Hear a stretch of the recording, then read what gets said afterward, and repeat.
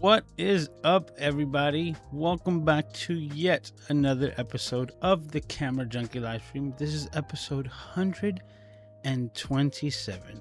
That's right, you heard correct. 127 consecutive weeks of the Camera Junkie live stream. And as always, I like to thank you for spending the time here with me. My name is Lewis, also known as Mr. Camera Junkie, where I remind you to upgrade your skills before your gear. And if it is your first time here, please be sure to introduce yourself into the chat so that you can get the nice Camera Junkie crew welcome. I almost forgot about that, right? But the Camera Junkie crew welcome, because it's just an amazing community. And as always, let's see who's here right off the bat. We have Paul Duncan, Mr. Moderator, saying what's up to the fam. We have Kevin Cox here saying hello to all, and also Scott Rogers saying what's up, crew members, or hey crew members. And yes, if you haven't done so already, please be sure to hit that like button. It goes a long way, and I always forget to mention that at the beginning or at the end, you know, because the way that we do things here is that we always just have a good time, and I love conversing back and forth with the crew. So we try to keep things organized, but I just do my best. Today we're going to be talking about the new rumored Sony A6700. Now, I'm not too sure about the name, if that's what it's going to be, or if they're going to decide to go with a whole new number line scheme like the A7000 series. Not really too sure, but nonetheless, there's some rumors floating around that seem to be pretty good, especially with the track record that Sony has with the putting the most that they can into their like most recent release as far as cameras go. But when it comes to today, I'm not really going to be doing much of a recording or anything like that. There was so many things going on today, and it's just informing you guys, the crew. I'm exhausted. I was like about to fall asleep, and I was afraid that if I took a nap, it was gonna be a wrap because I wasn't gonna wake up. But we march on and we continue, because now that I'm here and I'm live, it's just like kind of like all of that goes away. I guess I'm running on pure adrenaline. But if you do have any questions for me that you want to address, please put a Q colon in front of them.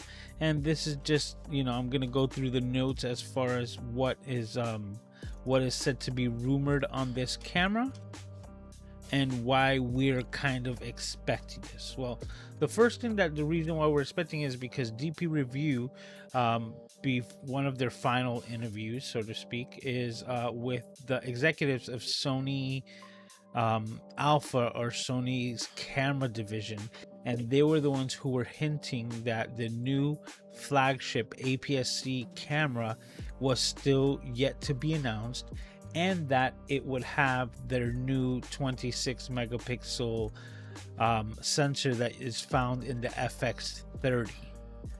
Now, with just those two pieces of information, that's where everything starts being based on. But some other new, you know, information has surfaced, like the name. Like supposedly the name is going to be the A6700. Still not set in stone, especially when it comes to Sony, but that is the rumored name. And yes, it is rumored to have that same 26 megapixel sensor. I had speculated that depending on how they were going to go with this camera, or even the one before it, right, the full frame ZV-E1, but anything that I have thought that might be, Sony has kind of gone a different way. So I'm really reluctant to say like this is what I think is going to happen, right? I'm just going to more or less talk about what is rumored and what I can hope to happen. Now, one of the rumors as well is that it says it's going to have 7 stops of IBIS in it, or in-body image stabilization, the steady shot from Sony, which is something that was found in the A6600 as well. So with it being, you know, the predecessor to that, some things that we could expect is that it's going to have the Z-type battery. So it's going to have the bigger battery type. It's most likely going to have the new AI processor, something found like on the ZV-E1. So when it comes to the autofocus features, this camera should have all the bells and whistles that's available from Sony. So we're looking at a smaller sensor with image stabilization, and if they've actually, you know, increased or improved upon their IBIS capabilities, let's keep our fingers crossed that it has really good handheld IBIS. And I don't see why not, because it really depends on combination that you're using with it.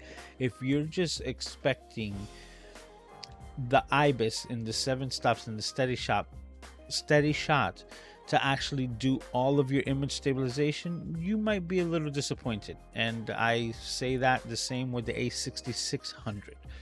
But if you were to take that same A6600 and pair it with an OSS lens, which might not be the fastest, for instance, I use mine with the Zeiss, my Zeiss 24-70, right? And that's a f4, but has great stabilization built into the lens. And with the inside, you know, the IBIS, the steady shot inside paired with it, working in conjunction, in unison, then you can see really good levels of stabilization. And not even to mention that Sony's really been getting even better with their digital stabilization.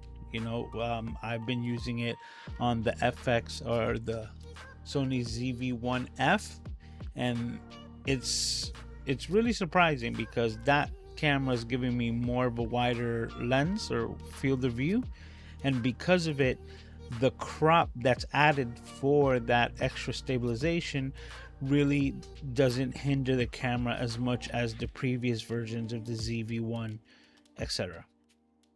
Okay, so we're expecting good IBIS, or hoping for it, and the new, like I said, AI processor, which is going to give you the best in battery life and the best in the autofocus features that Sony has available.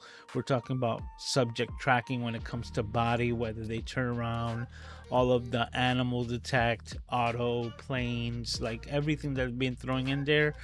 This camera, being the flagship, is most likely going to have that.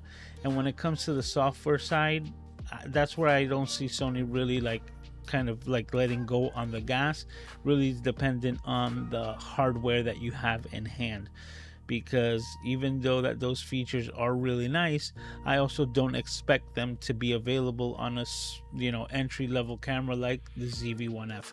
And I keep pointing up because it is my overhead cam. Just to give you a brief view, this is the Sony ZV-1F at 720p, and this is directly from a USB-C cable, which you can see right here, because this blue one connected is how you're seeing this image. No additional capture card, nothing that you need as far as hardware to make this a webcam. And I reference that because this new camera is most likely going to have the same type of features. A USB-C connection that's going to give you direct access.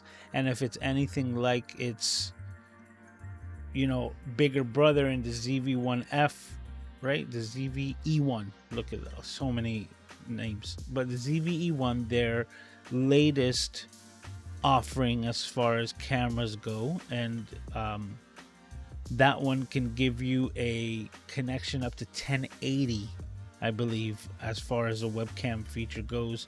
So that's very interesting, because I'm gonna be touching base on how not all 720, you know, p or resolutions, how not all resolutions are equal, right?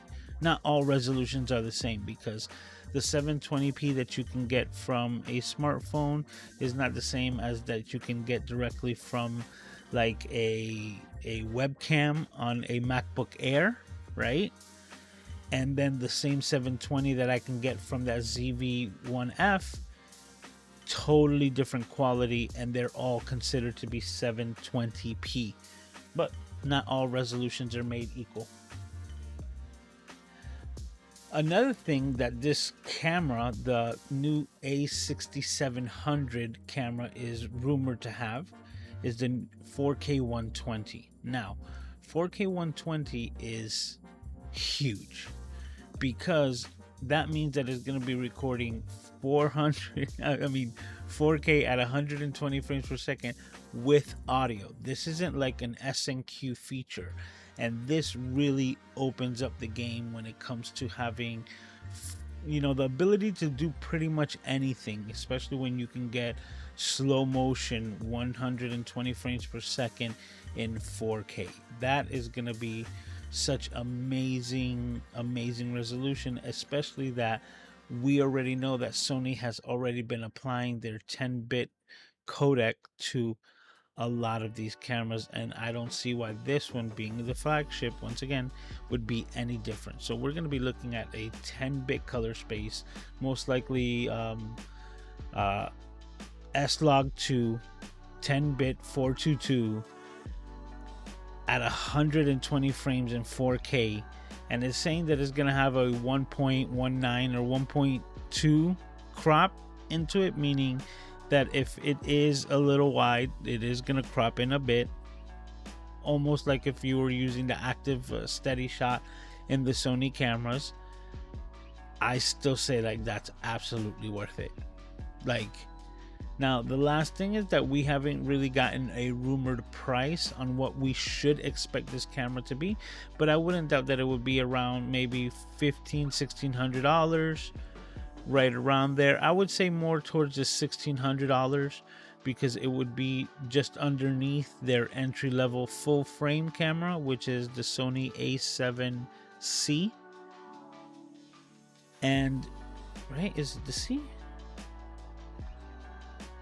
So many names, but yes, the compact, and that's where this camera is very similar to as well, because the rumors are also saying that this is going to have an EVF. So this camera is going to have an electronic viewfinder, which is like, because when it comes to photography, it's really tough to compose and know exactly if your exposure is correct, and so many advantages, not only for video, but I mean not only for photography but for video, when it comes to having a viewfinder. You know, like if you're just using your camera and you're capturing video, it's gonna be not only a lot easier for you to see the shot, because instead of you fighting the elements like outdoors and having all this sunlight kind of hazing out or not giving you the ability to see your LCD clearly, you're able to kind of just put the camera up to your eye and as like a loop be able to see the image correctly because you're blocking out all of the excess light. But another thing that it also helps, I'm just gonna grab another camera of mine over here to show you. This is another camera. The fact that you have a viewfinder is very useful when it comes to shooting video, and this is just like a throw it in here tip. The fact when you have the camera pressed up against your face, it's also another point of contact to get you an even steadier shot. So if you're trying to get the steadiest shot possible, holding it is one thing, but if you have two hands and then you're able to press it against your face as that third contact point, whether it be your forehead, anything there, that's only gonna enhance the stabilization of the camera and the shot that you have. But that is, you know, really speaking upon like getting the most out of your design. But the fact that this one is said to have a viewfinder, I'm like all up in arms. Like not up in arms, that's not what you would say. Like I'm ecstatic. I'm really cheering this on, because another thing that I haven't heard the rumor for, which is my own personal gripe, and I am gonna mention it here, is the flip up versus the flip out screen. Now Sony's been coming out with all, and I mean all of their cameras with flip out screens, And I am a big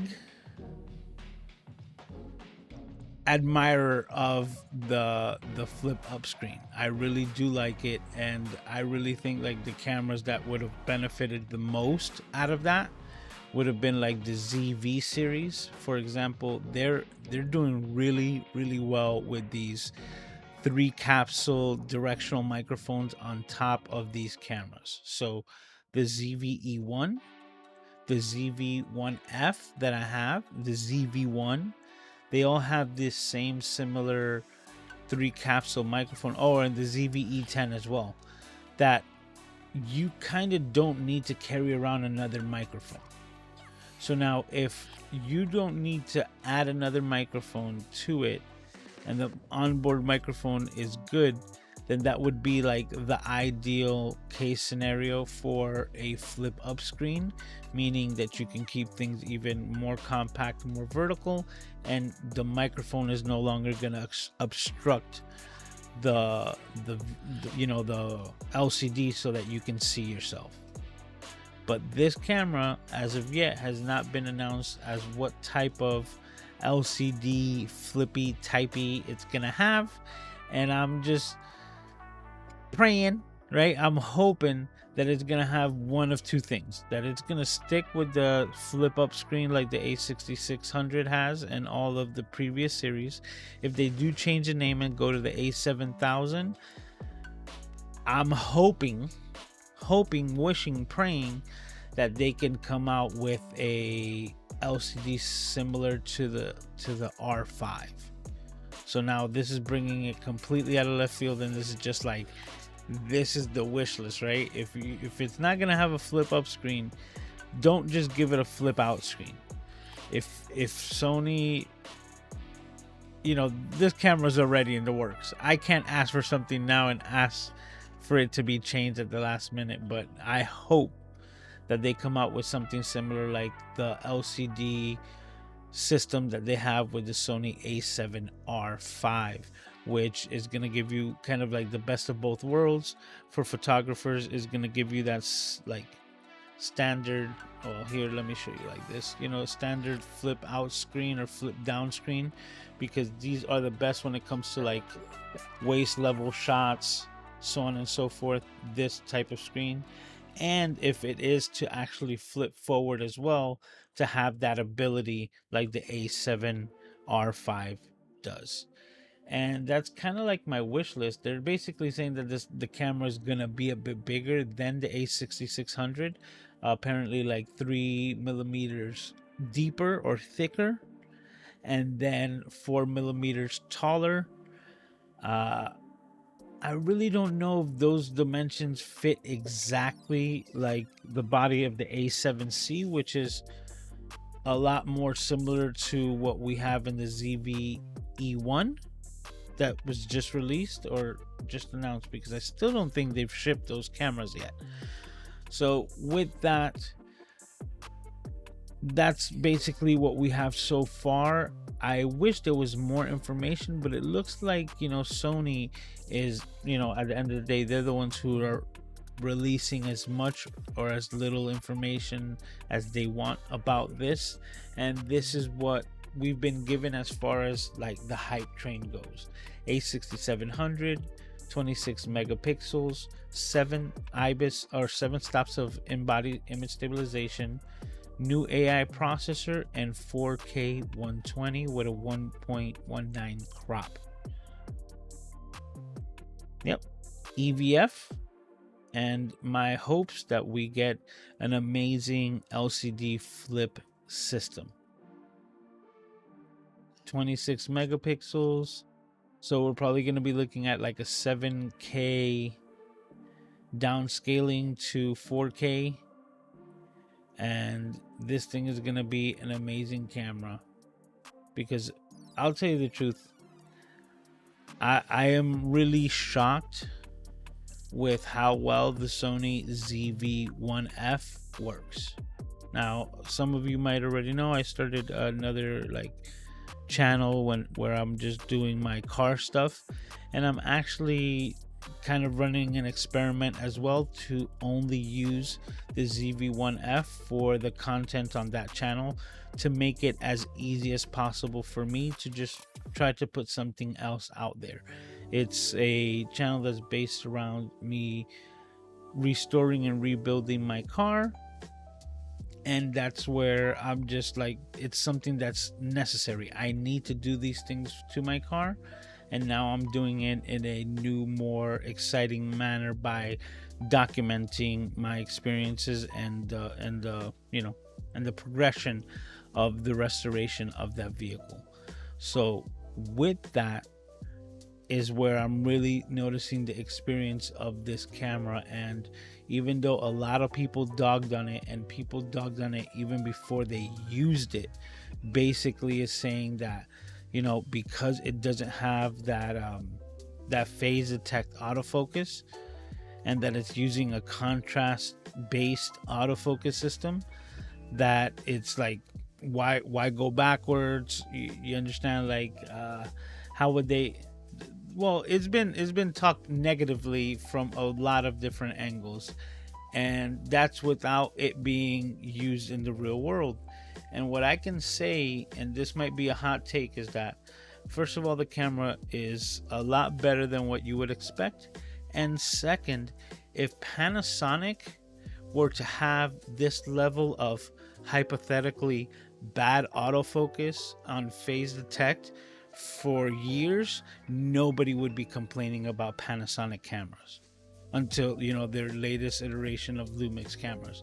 Nobody would have been talking, you know, bad about their autofocus system. It's not perfect, but it's so usable that if Panasonic cameras, all of the ones that we talked about from back in the day that has this phase detect autofocus that could not focus, were to focus as bad, hypothetically, or good as the Sony ZV-1F,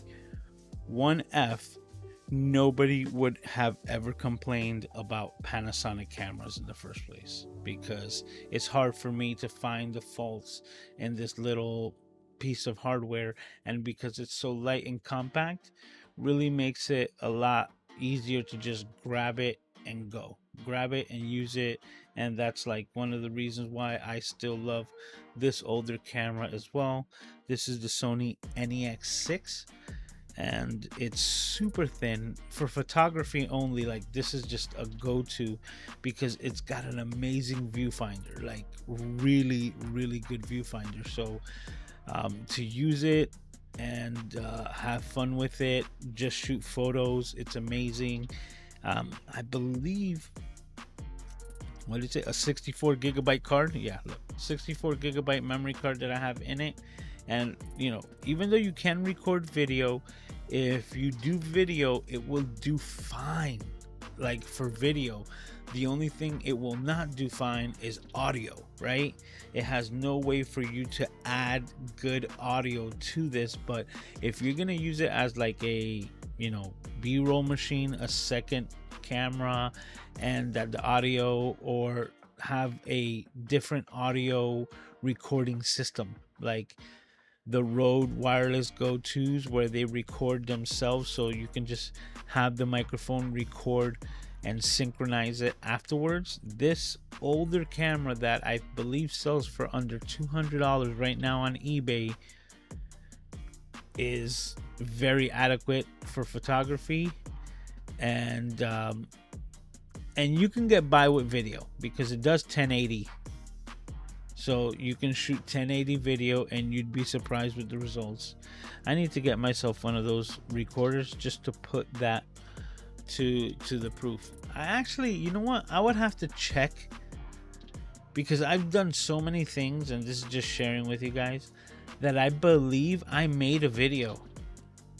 I believe I made a video on my channel with this camera, because I'm recording, you know, through all of my other exterior devices,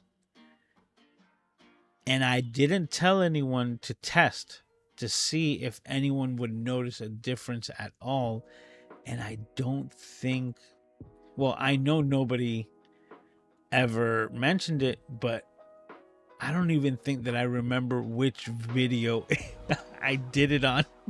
So I would have to go back and rewatch my videos and be like, look, this is the one that I shot on the NEX6, and nobody like has even made a difference. I know which one it is as soon as I'll see it, because of like what I had to do to like adjust the colors, but that would be it. That would be it. So that's funny, because I've made so much stuff for a variety of different people that it's just kind of tough to be like, I did do that, right? Kind of almost forget. So, hey, thanks, Paul, for putting that my channel there. Yes, Project Card Junkie. As you can see, it's all part of the Junkie family. Well, that was the last message that came in. We got some new people stopped in. We got Mr. Tom Buck in the house, BZ, saying what's up. Sly is also in the house, saying hi to me and the crew. Yes, and if you haven't done so already, please make sure to hit the like button. It's free and it goes such a long way. It will make me feel so nice, because I highly appreciate every single one of you. All right, so everybody's still saying what's up. Sammy Superstar in the house. Sammy, I saw a message that you recently got your channel back. And I don't know if that was like a recent message or an old message, because I remember when I had shot you that like thing that happened. So I don't know if it was still from that same exact time, or if you had recently also lost access to your channel. But I'm glad that you're here, and I'm glad to see you here. Robert's in the house, saying greetings to the fam. Sammy says viewfinders are amazing. Yeah, I'm absolutely a viewfinder fan, flip up screen fan. And this is the whole thing. If this camera doesn't come out with all the new things that I want, I'm not going to be mad at Sony. I'm going to honestly tell you, I will then be on the hunt for an A6600, right? And get the best deal that I can to get my hands on that camera, because it's going to be the best flip up screen camera that Sony is going to be, like the last one that they make, right? The last flip up. So I'll have the A6100, the A6600, and we'll figure out the rest for the future, right? Because I'm not adverse to the flip out screen. I just really prefer the flip up screen. And I understand if you have flip out screen, you sell more microphones, right? Because having it out there, you have the ability to just throw another microphone on there. You sell your Sony like $250 microphones that work right into the hot shoe. And if you use a flip up screen, you're kind of like negating your own sales on that microphone. But let me not go there, because then I have crazy ideas of saying like, why does the hot shoe need to be on the top? If you can put a hot shoe on the side, doesn't it serve the same purpose? But that's just me, right? I'm literally talking to you guys. I'm just saying, but that's just me, because then every TikToker in the world is gonna be like, why would I want a flip out screen when I'm making vertical content? And I lose. So we move on. Hey, Aubrey's in the house, saying hello as well. Says, whoa, look, it's a giant Sammy Superstar. He's got a new headshot. It looks good. Says, I got a great idea for the A7S III and have been using... Oh, wait. I got a great deal on an A7S III and have been using it and love it so much. I like it so much better than the ZV-E10, and I have to admit, the full frame is full frame and amazing video. I don't doubt it, man. And now I see why you said viewfinders are amazing, because the viewfinder on the Sony A7S III is like IMAX for your eye, for just like, oh, so nice. It is like eye candy. Just you'd want to just have two of them and look at regular life through those lenses, because of how nice the EVFs on those cameras are. Yes, Kevin saying, has everyone remembered to hit the like button? Have you? Sammy says, am I buying older Sony FS5 or FS7? Because I've been doing more working on some short films, and I'll be using anamorphic lenses. I've actually been looking into those as well. But is it the FS5? I saw some that were also APS-C, and I can't remember the model number right now, that they're really coming down in price. And they have a lot, and I mean a lot, of surprising features that you wouldn't expect, but they are NEX, E-mount cinema cameras. And if I'm correct, they're actually, a bit, what we would call a bit long in the tooth. So they're a bit older. They're coming down in price. I've seen them for like $700 to $1,000 on eBay, and that is in working condition. But I have to be honest with you, it's been a long time that I haven't really been using eBay. eBay's not my favorite. For selling, definitely not for selling. I wouldn't recommend anyone to sell anything on eBay. It's a whole different conversation. And buying, it's also a bit tough, because if you get the wrong thing, the return procedure is like impossible. And that's why I absolutely love Amazon. The Jungle Store, that place is the bomb for one reason, which is whenever I need to return an item, whether it was my mistake that it was incorrect or that I did not get the correct product, I just have to make one trip to like Kohl's, and they have a whole department where I just go there, show them the thing, they take the item, and I get the refund within hours. That's a huge difference, not only for peace of mind, but convenience. So that's why I would prefer those systems. And I'll tell you the truth, talking about the car channel, I'm gonna be buying tires soon. I'm gonna be putting if you see my latest video, you see I got some new wheels. So now I'm gonna be tire shopping, and I'm been looking at them. I'm gonna be buying tires from Amazon. Right?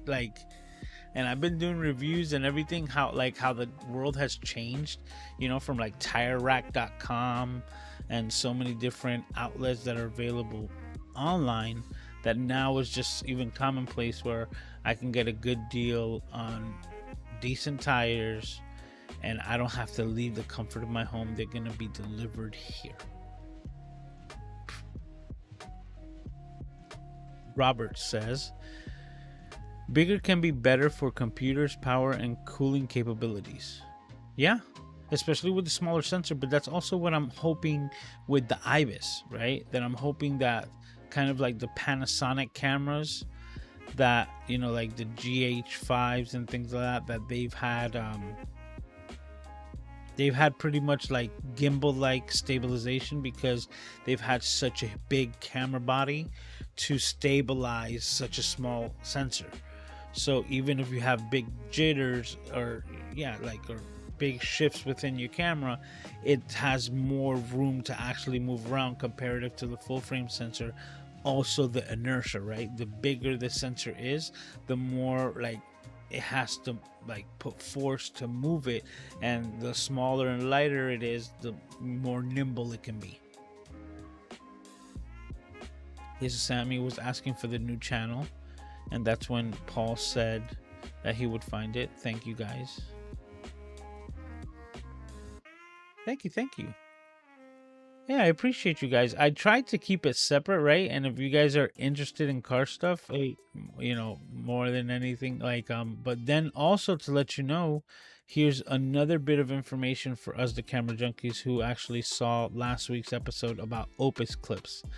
The website itself also tells you that it's better for spoken word content, so that it can understand the context of the video and then edit it out that way. But I've actually ran the Opus clips through a couple of the videos from that car channel as well, and it's made pretty impressive clips, even though they were video based and what it was based around. So I stayed impressed, and I even made some shorts through Opus clips that I put onto that channel as well, and they have been performing very well within the last couple of days. And that's just, you know, experimenting. So I wanted to share that with you guys for those who saw, you know, the episode from last week's live stream. And that thing is only getting better and better as the days goes on. So it's giving me a whole new tool to actually create more content around the content that I'm making. So officially I've made 5 videos on my car channel, and it says that I have like 8 or 9 pieces of content because of the repurposing, when in all sincerity in my heart I feel like I've only made 5 videos, and all I'm just doing is just repackaging and throwing little chunks as teasers, you know, kind of like promos to my own channel. And because I've done it, it's actually worked out. So the reason why I said all of that was for this tidbit here. I've gained, I think, out of like 20 subscribers right now that the channel has, 15 of them from short videos.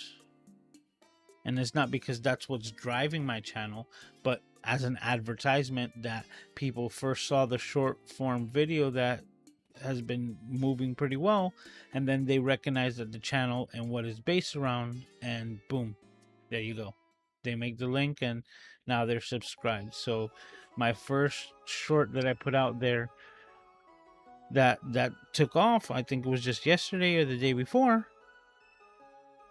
gained me like 9 or 10 subscribers just because of that small piece of content. So all of this through Opus clips and repurposing, I cannot recommend it more, especially if you're just starting out new, because that's also why I do this as well. Like, I have fun learning these aspects when it comes to comparing a channel that's just starting off right now from the get-go compared to like this channel where I've actually been doing it for a lot longer, right?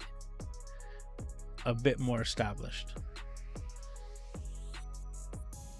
Robert says, as a Panasonic shooter, I can tell you that I am manual focus guy, but the autofocus on my GH6 is much improved compared to the older models.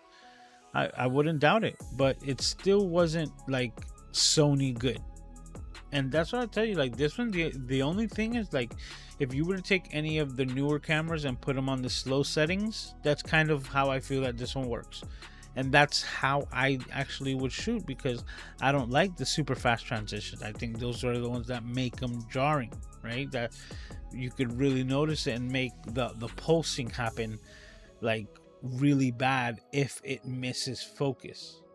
But if you were to slow things down, be like, whoa, whoa, whoa, whoa, let's put that on level slow, and we were to do that with the autofocus, then you will see how much smoother the transitions from one thing are to another, that even if it were to miss focus, it will regain focus and get it back to you before it starts kind of moving the motors around to actually give you like a wobble effect. Kevin says, speaking from experience using the GH5 as well and the GH85, both are a nightmare if it's not behind the camera. But that's the whole thing. If you're doing manual, right, and you're behind the camera, like, that's why these people love these cameras regardless, and they still are being used. But when it comes to like that, you know, and I'm just saying in that aspect, the autofocus, right, and being a, you know, single person content creator in whichever shape or form that you're doing it, in that manner, looking at it in that way, that was like the only thing that these Panasonic cameras were lacking. Because when it comes to codecs, the actual files themselves and the image that they were producing, all top notch. So the only thing that was holding them back is the autofocus. And, you know, to just give it even a little bit more context, their latest camera that now has more than adequate autofocus, people are losing their minds over there. Like, finally, this is the one, blah, blah, blah, blah. And now they have a good stepping stone to know that the future iterations of their cameras are going to have more than adequate autofocus. And that is really cool for everyone, because Panasonic has always made good cameras despite them having that, like, you know, a little bit of a hindrance. But I digress, because the whole point of that conversation was that if those cameras, like Kevin said, being a nightmare, would have as bad as autofocus as the ZV-1F, nobody would be having those nightmares, and they would have a much better reputation, not as of just late. It says, I like Sony cameras, but I live in high desert of Los Angeles, and Sony cameras overheat and shut down too often for video pro usage. Oh, that's a whole different, you know, conversation. You know, they do have the ones with the get it out, Lewis.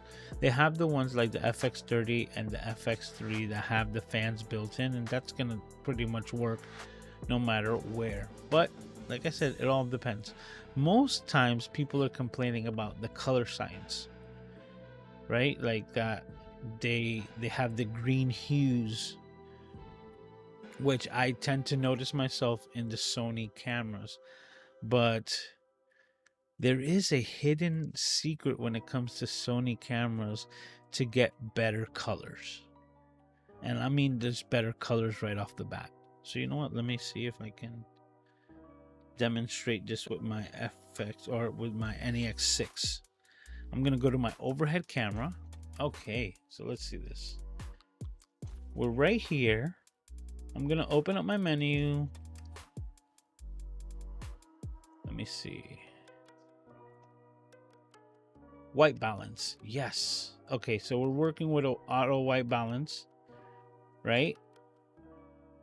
If you see those number digits underneath, let me see if I can get it even closer. Focus. Ah, you see it says auto white balance, AWB. And then it has this A-B0, G-M, M2. Very interesting. Now, I want to iterate again. This is the Sony NEX6. This is an old camera, you know, by technology's terms. This is 2013. So this is a 10-year-old camera, and this feature has been here in all Sony cameras this whole time. We're going to click right. Right? Did I do that right? Nope, I did that wrong.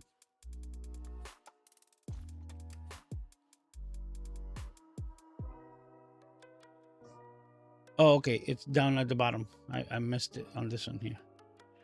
Well, on the automatic white balance feature that's here, at the bottom, there's this option, and we're going to hit the option. Boom. We're found with this color page. And when you get to it, it's going to be dead center. And that is like the color space for Sony. But because I know that it leads towards the greens, right?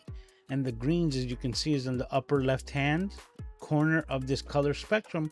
We're going to push the colors away from the greens and more towards the pink and the hues into the magentas. So we can just click this 2 times down, 2 times to the right, and now we've basically moved the color space away from the negative greens, which these cameras tend to lean towards, and give it more to the magenta side. So let's say more to the Canon color side. And with that, we select it, and now that becomes part of the auto balance or the auto white balance. So that means that even though it's going to be changing the white balance depending on the environment, it's always going to default to adding that like magenta aspect into it. And all of your shots are going to have a much better color profile right from the get-go. All built into the Sony cameras, and all of my Sony cameras are done like that. And that's why I don't have issues getting it right in camera. And to quote Mr. Raphael Ludwig, get it right in camera and finesse it in post. You don't want to be doing all of this like, oh, we'll fix it in post. No, fix it in camera, finesse it in post, and that's his actual term. So big ups to Raphael. All right. Does liking a stream is like feeding a mogwai after midnight?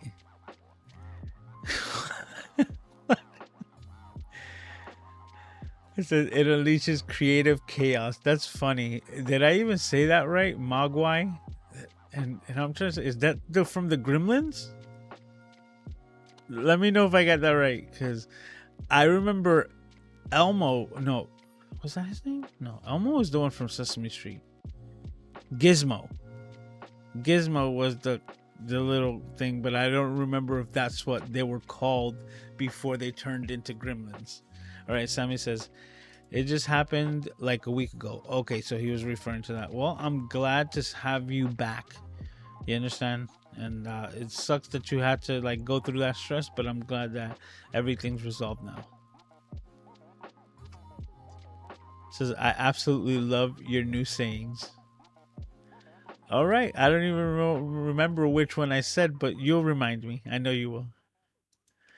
Sly says, I'm totally team flip up. Just buy a cage and move on. Yeah, because that's the whole thing. Like, I even have this one thing here. Let me pull it out.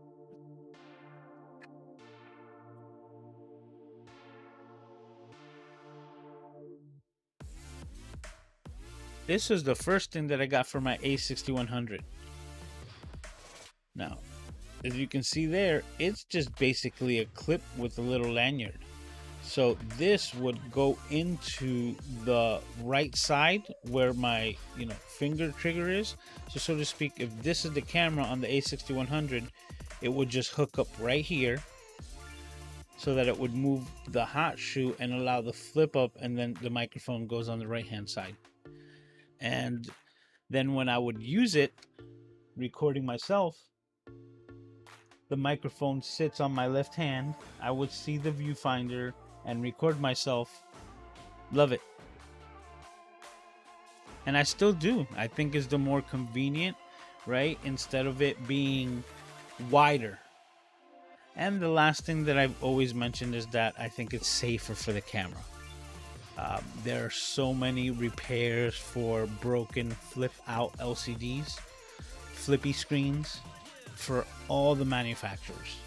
And there's, other content creators like Geeky Nerdy Techie, Shane, right? He actually had the GH6 when it just came out, put it on a tripod, had the flip out screen on it. The tripod fell over, broke his GH6, tried to get it repaired, and it was such a new camera that they didn't even have parts available for it.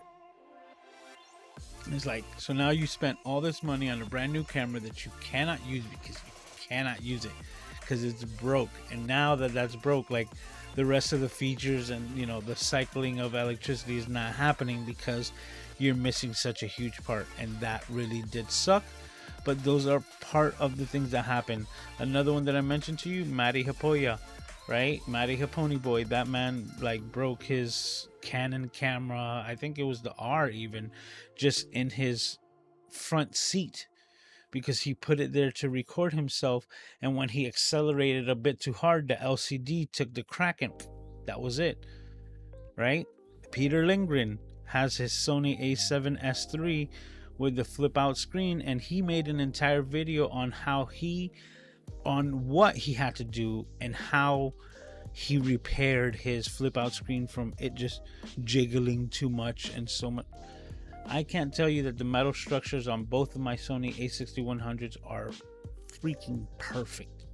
And I've dropped my cameras that I was like, oh, that was it. That's what called it. And like, I think the worst that I've got is a crack to a tempered glass screen protector on my older one. And that's it. So like, no issues whatsoever, very sturdy. You still get the same functionality. There's so many reasons why I love the flip screen. As you can see, I've ran off 15 minutes talking about this. At that same point, that's the whole thing. Like, I see both sides, and I'm just hoping keeping my fingers crossed, because I'm being realistic. If they already have the body size like for the A7C, they've kind of reused it for the Sony ZV-E1. Why wouldn't they just reuse it for this new A6700 and give it a flip out screen? Most people are going to be very happy with it. You're only going to have one camera junkie in the background over here just screaming at the clouds saying, why? But it is what it is. I have no say, and I will do my best with what we are provided. Because like I said, if I can't get it there, I know that there's still a really good camera in the A6600 that's going to be very viable with a great EVF, flip up screen, everything the way that I want it. And with the release of this new camera, it's only going to decrease the price to make it even easier for me to find on the used market. Sammy says, I've also invested in a 28-70. Now I want the anamorphic lenses. Now anamorphic is completely different because most anamorphic lenses are not designed for full frame cameras. Right? Most anamorphic, or in general, anamorphic lenses were designed for APS-C type sized film, which is what they were using back in those days. And it's just the difference of using the film horizontally to vertically, because most film cameras are used horizontally, so you're using the width, and the size of the picture is much bigger. But when you're shooting 24 frames at minimum, that being the slowest speed that you would shoot actual film, you're doing 24 frames every second. Not like, a shot or two within every minute, but you're talking about 24 frames a second, meaning a roll of film wouldn't even last a film camera about a second if they were shooting the same way. But the film was then mounted vertically, and they were able to use longer slits. So in the space of one 35 millimeter film roll, you would actually be able to fit 2.5 frames of APS-C or anamorphic style images on recorded film through a video camera. Hopefully I was able to demonstrate that. So if you want to get into anamorphic lenses, the money is in the lenses and not so much the camera, and you might be surprised that you would get a much better image out of the anamorphic lenses using an APS-C or a Super 35 camera. Sammy says, I found the Sony FS5 from like 5 years ago for $1,300 on Facebook Marketplace, and it has 4K built-in NDs, best part XLR. Okay, so then it might be that one, Sammy. I think that's the same one that I've seen that I was like, bro, this thing has 4K, right? Like 4K cinema, like NDs built-in XLR, like, yeah, a small little cinema rig. And I'm like, that is worth investing, especially with knowing what I can get out of these cameras. Like the one thing that I wasn't able to find out in those older cameras, like the FS5 and the FS7, is what are the codecs. But they still have to have some, right? They still have to have some type of log. So they're going to be shooting a log. The last bit of information that I'm trying to research myself is if they're shooting an 8 or 10-bit. Because now if you're talking about a camera from 5 years ago shooting 10-bit 4K, S-Log for $1,300, that is stupid. That is like stupid good. That is like rip the arm off, grab that camera, but it really has to do with those codecs. Now, it's still a great deal if it's shooting 8-bit, but if it's shooting 10, that's like a hella no-brainer. Hey, Randy is in the house. He made it. Says, I use discount tires, I guess, .com, but Amazon is great for delivery quick, and have ordered many items and got most of them the next day. By the way, hi everyone. No, well, I just said what's up. Love to have you here. Nice to see you, sir. But yeah, Amazon for tires, man. And this is the whole thing. Like, okay, I can go to my local shops, and I've, my background, I've been dealing with tires pretty much for a long time. Like, I used to sell tires at Pep Boys. So all the numbers inside the tires and all the things on the back end, like, I understand what those ratings are because I worked in that field. And another thing that I was privy or made privy to when I worked at Pep Boys is that all of their I forgot what was their name brand tires that they would sell there. I forgot what it was, but they weren't, like, they would sell you name brand tires at a certain price, or their in-house cheaper kind of like knockoff brand, right, that for a lesser price. And what most people didn't know was one of the biggest manufacturers of tires all over, like, in the world, Cooper Tires, was the one making their cheaper in-house stuff. So the in-house discount brand was just as good as, or basically identical to the Cooper's tires that were sitting right next to them for a marked up price. And a lot of companies do this. So understanding that, like, where these tires are made, and they might have a different name, but they're still coming from the same location, really gives you more of an insight to whether you're getting something that's completely junk or something that's very adequate. Another thing is that, I'm not looking for performance tires. So I'm not looking for Kumos or Toyos or Yokohamas or Bridgestones, nothing like that. It's just, I'm not looking for track tires. I'm looking for something that is good to fit for my vehicle and give me the best performance for a street tire. And with that being said, most people just go to their local tire shop. They don't care which brand it is, and it's like, throw them on there because they're the size that fits.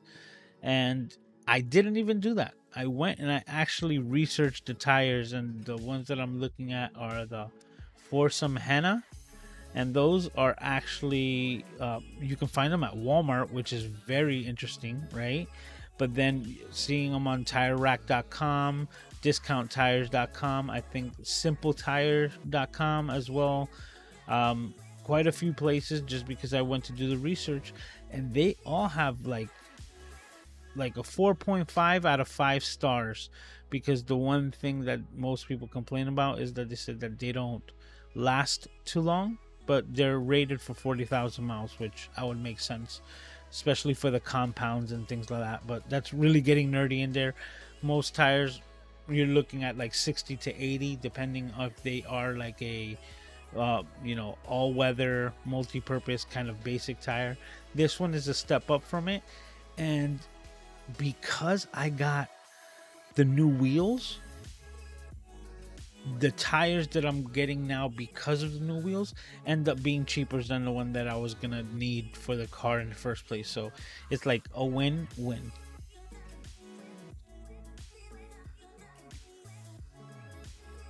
Sly says cameras and cars go together sweet, like sweet tea and barbecue in Oklahoma. Almost every barbecue has a tire shop next door. That's so funny. Yeah, but that's the other thing, this other channel is just more documenting of what I have to do, right? So it's part of my passion that I love photography and video. To give you the story, I went to do a tire rotation on my car, and my neighbor, who knows that I do, YouTube and stuff, just comes up to me and goes, "So you're gonna record this?" And I just looked at him, I'm like, I am now, right? Because I totally just wasn't even thinking. I was just totally had those two spaces completely separate, right? And not thinking that they would overlap at all. And it was just my neighbor who just knocked it into me. I'm like, I should be recording this. And now I'm having a lot of fun making content based around what I need to do on my car, right? Like, I need to go get an oil change. I need to go do this. I need to go do that. And now it's content. And like, I've seen some memes like, everything is content. Everything is content. Yep. Everything is content. So now, because it's something that I need to do to my vehicle, now it's also becoming a lot more fun because I've gamified it by making a channel based around it. Oh, Carlos is in the house. Well, thank you for making it. I know you were mentioning that your Saturdays are been, I guess, a little bit more free. So nice to have you here, bro. And I understand, like you can't be on stage and in the audience at the same time. Sometimes you have to not be present in the audience because you're being asked to be on stage somewhere else. So with that being said, thank you for taking the time and making your way here to the Camera Junkie stream. Always nice to have you here and see your face. It says Opus Clips is amazing. Added 20 subs within the next day. It's crazy how well it clips. Thanks for reviewing this. No, and it's really cool because the one thing that I wasn't liking about Opus Clips, to touch back on it, and it was just because I didn't know exactly how to use it, which is you have to like kind of deactivate things to make sure that they take place. So when I went into the editing side for the car content, the complete vertical videos, right, filling it from top to bottom really didn't look good because it was cutting the majority of the video out, right? And I have already recorded those kind of wide. But you're able to go into the preferences and select the type of fill that you want. My error was that I actually selected the fill like in the 4/3 section, right, to actually not make it completely vertical, but kind of, shrink down the video so that you can see more. But what you have to do is you have to deselect the fill, because if that fill is still selected within the option, whenever I hit, like convert it into it, it never took effect. And I thought it was a glitch of the system, but it was just me learning that I had to deselect the full screen one, then select the middle section, put those options to 4/3, and then hit like optimize and render. And when it would come out, then it changed the format of the clip that Opus was making. And those are the clips that I've been putting onto the car channel because they're different than the ones that I'm putting onto the Camera Junkie channel. They just are, because this one is just like kind of like clipping out my head, right? And then for the car videos, it's just a lot wider. But I'm learning from both sides to better help me utilize this program for both sides, right? It's like one hand washes the other. It says Motivated Minds has some amazing traction. Congrats. I know it's super cool, man. And these things are like, and it's kind of like a no-brainer for me. Like I just let it do its thing so that I don't have to put like that mental energy in it. And I just go and I'm like, ooh, that one, they did a good job. I'm gonna use that one. And that's what I will download to my phone and transfer from there. And it's been just a lot easier to just keep, like Stephanie Garcia is always saying, top of mind and tip of tongue. That's kind of like what you want to be. You always want to be on the top of the people's minds and at the tip of their tongues, like top of mind and tip of tongue. And to get that is to just constantly, be consistent and to be able to redirect the content that you've already made. So it's not like you're remaking another video, but just having something to say, hey, this could maybe help redirect some more people to the content that you've already made is just so amazing. Says hi there, Mr. Camera Junkie and everyone. How are you doing, Mulain? Welcome. Says Motivated Minds has been working for Jacqueline's channel as well. They're relaunching her quick daily podcast and has been nice for adding shorts and social video with almost no extra work, right? It's like that effort, man. That's what I'm telling you. Like the fact that it's taken it like 90% there. And then it's just kind of like you select what you want to use as that 10% really is huge. Panasonic is just old school stubborn idiots on autofocus, and they have finally come around. Thank goodness, right? It is, because everybody wins there. Like, because what happens when Panasonic's autofocus gets up to par, right? And now that, like, I joked around, I'll be like, oh man, it sucks. We can't make fun of them anymore, because I used to have a lot of good, Panasonic jokes, but I digress, right? What ends up happening is that now that's no longer a hindrance. And when people start going to Panasonic, people start realizing, why are they going to Panasonic? And you're going to see these other companies like Nikon, Nikon, right? Like Nikon, like Sony, like Canon, and start recognizing, hey, you know what? Panasonic, the one thing that they had bad, so to speak, or their negative, is their autofocus. They took care of that, and now people are loving their codecs, or loving their color space, right? Let's make ours better so we get less people leaving because of color, and let's put it back into our system, because it's all about the ecosystems. Carlos saying she loves that about the sweet tea and barbecue. The living water quilter, how are you doing? Thank you. You know what? So nice to see you here. And yeah, in so many of the spaces, you know, from the, what was it, the leap into,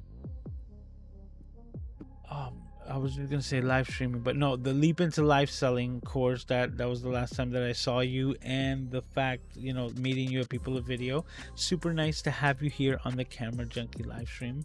Mr. Moderator saying, if you're liking the stream, please give that look, he switched it up, because I'm used to reading his comments. I kind of know them by heart. But it says, liking the stream is like giving your favorite creator a virtual fist bump, but with less chance of injury. That one threw me off guard, but I like it, Paul. That's cool. It says, you got it right. It was from Gremlins. You see, like, I got the gist, but I really didn't remember, like, that's what they were called. But thanks for the reminder. That's cool. Just cheers, y'all. I'm gonna go to sleep. Okay, something like that. But have a good night, Obs. Have a great night, and nice to have you here. David Harvey Officials in the house. He has a question. It says, have you ever used the Sony Imaging Edge desktop app? And if so, how was your experience? I have used the Imaging Edge app, and I really don't have any issues with it, but I don't use it much. I use it mostly when I just want to pick out one or two like photos from like my memory card and just convert them into another file so that I can use them to edit them. But when it comes to like the majority of my photos, I do import them through Lightroom, and that's how I call my photos. But when I just need something right off the bat, that's when I would just use the Imaging Edge app. And it's fairly easy. The one thing that I do have to use it sometimes, and let me correct it, is just because it's my own personal setup or workflow when it comes to that. Gretchen knows, if she's in here, that I mentioned to her that I'm still using Lightroom from 2017, which is like the last one that you can buy standalone.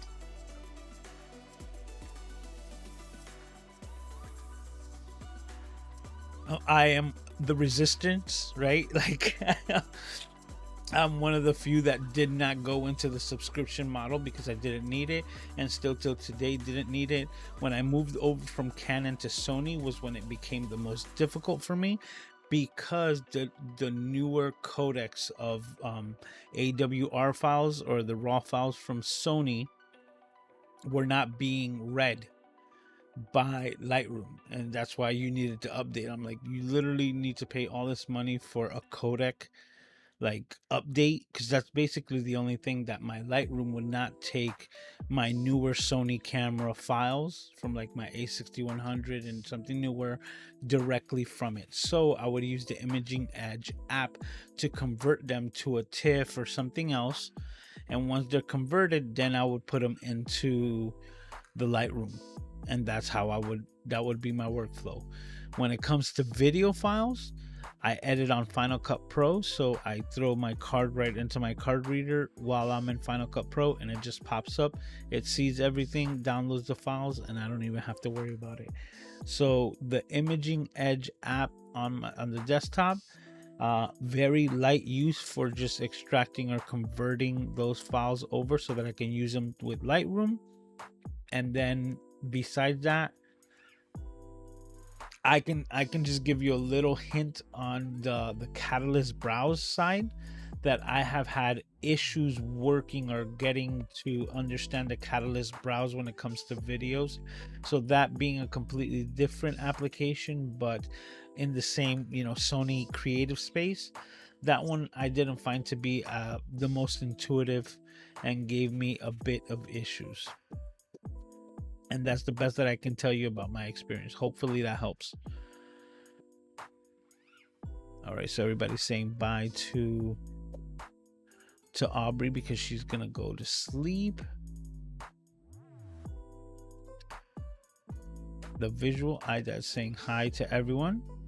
Kevin's already greeting him. What's up? And as you can see, this is just proof of the warm Camera Junkie welcome. Like, he says hi, Kevin says welcome. Like, that's the next comment. And the one right after that is Robert also saying hello.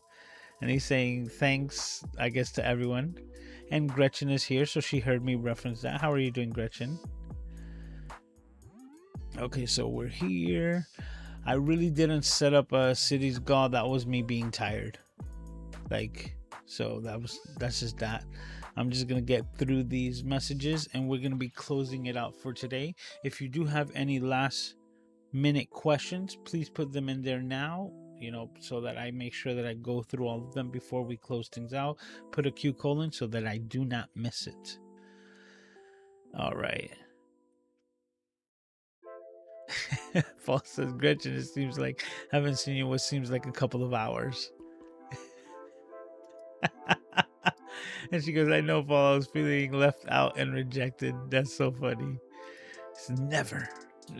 Okay, Robert says anamorphic works best in 4:3 ratio, which is why I open gate on my Panasonics, which this is so on point right here. As you can see, it captures the full frame sensors, anamorphic, IBIS, much better use with the sensor than the APS-C, but actual useful resolution. Yep. The most that you can get is the 4/3 open ratio, but it still doesn't change the fact that it was used in a Super 35 format as the anamorphic for cinema, because that's the film that they used. They didn't have open gate film. Even though I think that's a now that I mentioned that, no, Lionsgate films. I was thinking like that rang a bell, like if it was a production company that was out there. Kevin says, I might need your advice when it comes to get some tires in a few months. Is likely to just have buying ones, then keep it for a while. So let me read that again. I may need your advice to get tires in a few months. My lease is ending and thinking just buying this one and keeping it for a while. Okay, that's definitely cool. When it comes to tires, I can definitely help out, but I'm gonna be making a video about it because that's like just creating content. So I get really nerdy when it comes to this stuff, and I'm gonna break down how the sizes, what they mean, what size you should be able to go to kind of stay in spec, because that's what most people don't understand when they change their tire sizes and wheels, is that your tachometer, your speedometer, and all of the settings within your car, including anti-lock brakes and everything, are all designed and based around the tire and rim being a certain size. So if you were to go and make, and put much smaller rims with smaller tires, you're not going to be getting the same type of readouts when you're going 40 miles an hour, so on and so forth, because you're going to be going a lot slower, and it's going to be showing like you're going a lot faster. You can't get appropriate reads, so you will never be correct when it comes to like speed limits and things like that.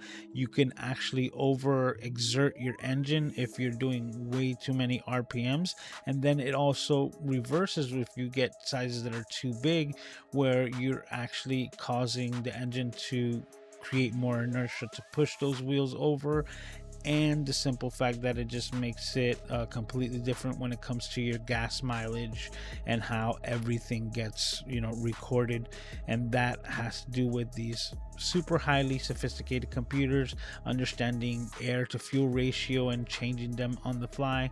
That's why we pay all this extra money for a VVTi engine, which is a variable valve timing, you know, all that stuff like has to do with just the tire size, right? So it's crazy that, you know, it can get really nerdy, but keeping it all within spec, changing certain parameters and getting the most but yet still not like exerting the vehicle too much is very important. So that's what I'm gonna emphasize when it comes to like picking the right tires for the wheels that I got for my vehicle.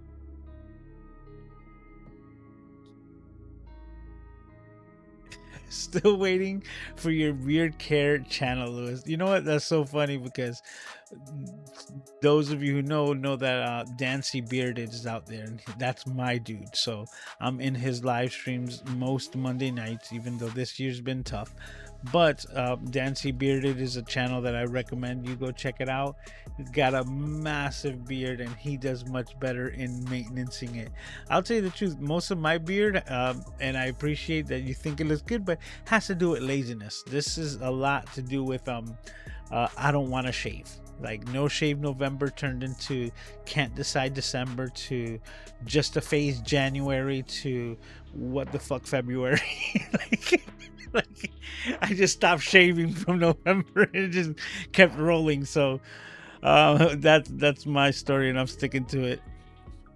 I said, just made clips with Opus from old videos of the 5th day I went live using Ecamm back on November 28th, 2021. Crazy fun. Yeah, that's what I did too with the Camera Junkie. I went to like my original freaking live streams over 2 years ago, and that's the way that I'm gonna do it. You understand? And just start going backwards, because if I start making the clips of my most recent live streams, then it's not gonna build kind of the same momentum. So I'm having fun with it just the same. And with Opus Clips, Opie's helping me out, and I'm going through my old catalog until we catch up, you know, till we catch up. So I want to hear Lewis's recommendations on snow tires. Really? I live in Miami. We don't deal with snow tires. like don't y'all use chains? No, I'm playing. But snow tires is another thing. It really has to do with the compounds, and that's the other thing, because compounds are so, like, if you were look into it like a car junkie that I also am, the car tire manufacturers, like, they are so tight to the chest with the formula of the rubber compounds that they use for their tires. Like, that is like the most top secret stuff to them, that they will not let it out, that they would much rather make their competition's tires and sell it to them at a discount than they would to try to like let out that secret so that somebody else can start making tires on their own. So that's another little bit of context as well. So the compounds is what's really important, and you can do a little research to see, like, you'd be surprised that you can get a budget tire made from the highest priced like company tire, and you're going to be getting much or similar performance to it.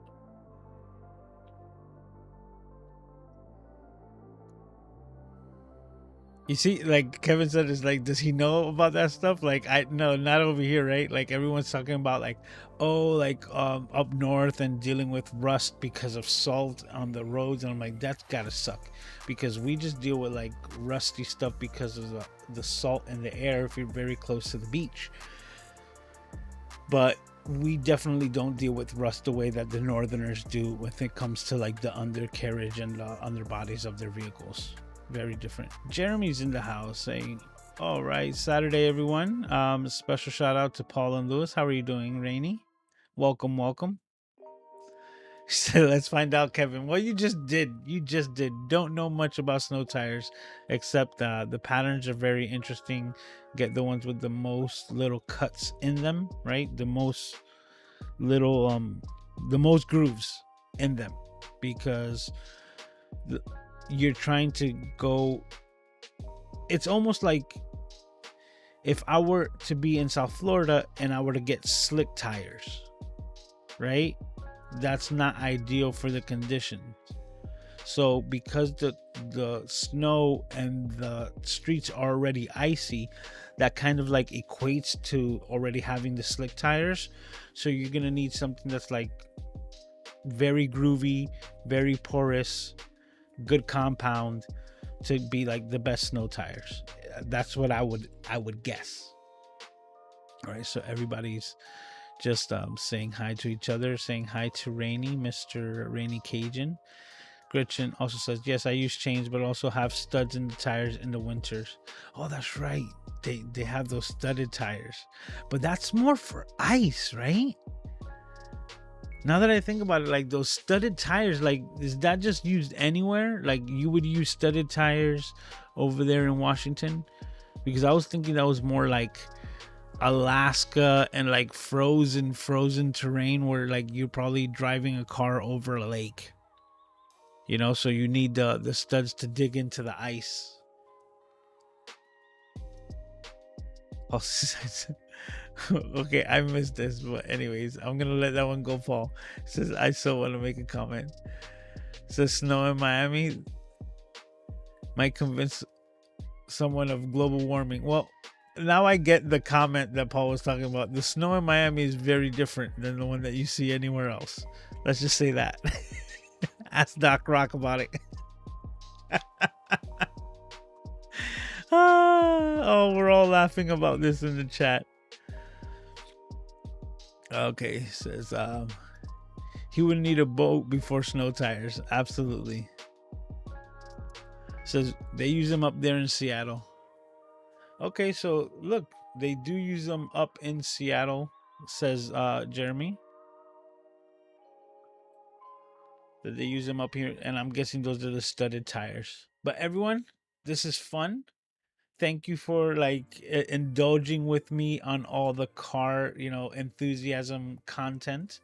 I have a lot of fun. This is something, like I said, like it's just part of my life, so it's just another way of documenting. Just to give you a little context, like I've always been around cars and the car like community, and that's something that, like, growing up as a Puerto Rican with Toyota 1.8 engines, rotaries from Mazdas, you know, like the car scene, right? Like we named it La Fiebre. It means like you got the fever. So if you got La Fiebre, you understand that you're totally into it. And going back from my own experiences of owning my 85 Celica Supra, you know, all the fun that I had with that vehicle, and now looking for the path to try to rebuild that vehicle. And that's kind of like the aspect that I always said, that I want to rebuild that 1985 Toyota Celica Supra and put it up to today's standards and have it, you know, as like my resto mod. And instead of waiting for all the things to be perfect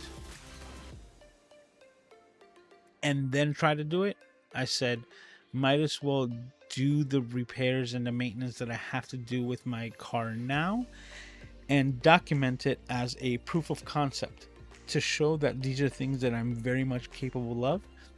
Let the chips fall where they may, and just like I did with my photography channel, we'll see what comes about in the future. A little hint, you know, a little teaser for you guys. I was actually able to meet up with a prominent car YouTuber, right? And it was super cool. I shot a little clip, and it's gonna be part of a video that I'm going to be releasing on that channel in the future as well.